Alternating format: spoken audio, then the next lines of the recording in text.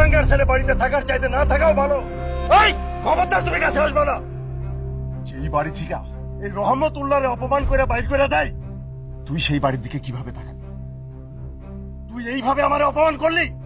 আমি আপনার অপমান করি নাই আব্বা, আপনি নিজের দোষে অপমানিত হয়েছেন। শুনছো শুনছো তোমার বোনাই কি কই? আজকে আমি ওর একদম শান্ত হন তো, শান্ত হন।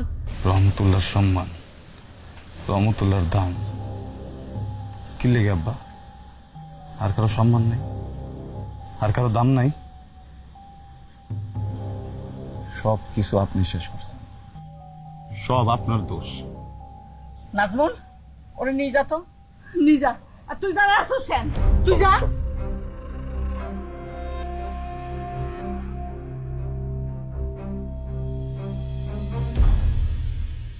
মেয়ের বাপ বলতেছে ছেলে মেয়েকে বাড়ি থেকে নিয়ে গেছে, আর ছেলের বাপ বলতেছে মেয়ে ছেলেরে ফুসলাইয়া বাড়ি থেকে নিয়ে গেছে।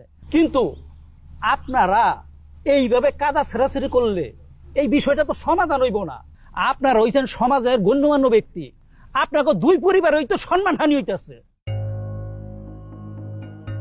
মান সম্মান যা যাওয়ার তা তো চলেই গেছে, কিন্তু এই যে ওনার জন্য, শুধুমাত্র ওনার জন্য একবার না দুইবার আমারে অপমানিত হইতে হয়েছে।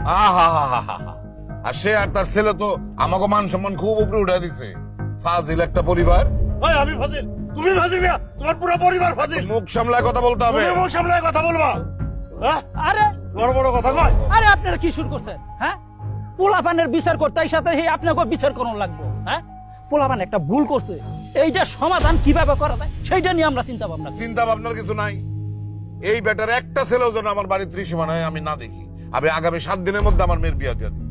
হ্যাঁ, উনি পাইছে কথাই কথাই একটা কথা, 7 দিন 7 দিন। আমিও যেন ওনার মাইয়ারে নেওয়ার জন্য একবারে রেডি হয়ে বসে আছি। রেডি হয়ে পয়সা তাই তো পোলারে পাঠাই দিচ্ছে আমার মেয়ের বাড়ির থেকে তুলে নিয়ে আসতে। হ্যাঁ, ঘোড়ার ডিমে টাকা পড়ছে। আরে! তোমার মাই যাই আইছে। হ্যাঁ, আমার মেয়ে আসছে। আমি হাতে হাতে আরে থামেন না। খালি জোর করে কথা কইলে হইব? চাচা, আমি একই কথা মানি না। আমি মায়ের ভালোবাসি।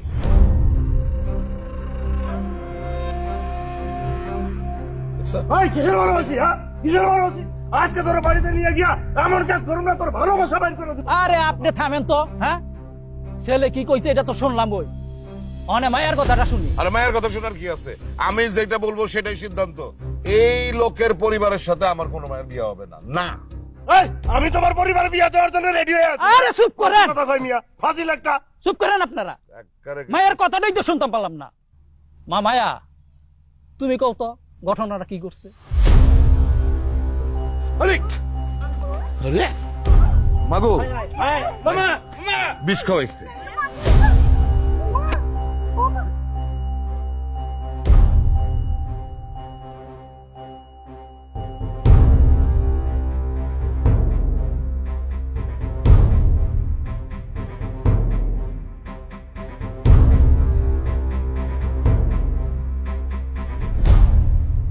এখন তোমার কেমন লাগতেছে মায়া? ভালো। আমি না কিছুই বুঝতেছি না, কণ্ঠ শুনে তো মনে হইতেছে না ভালো। আচ্ছা, একটা কথা কত, তুমি কি চিন্তা করতেছো? কি জানি, তা জানি না, কিন্তু আমার অনেক ভয় লাগতেছে। ভয়ের কি আছে, আমি আছি না। আচ্ছা, আমি আসি। না না, ঝামেলা হইব, বাড়ি কেউ দেখা ফেলাইলে। দরকার নেই আসার। আমার না কেমন যেন লাগতেছে, কিন্তু যেমনই হোক আমি তোমার সাথে দেখা করবো। আচ্ছা, ডাক্তার কি করলো? অনেকগুলা টেস্ট দিছে, কেন যে দিছে। কালকে যাব আমরা ঢাকাতে টেস্ট করাইতে, ডাক্তার দেখাইতে। তুমি টেনশন করো না, আমি তোমার সবকিছু জানাবো। ঠিক আছে, সাবধানে থেকো।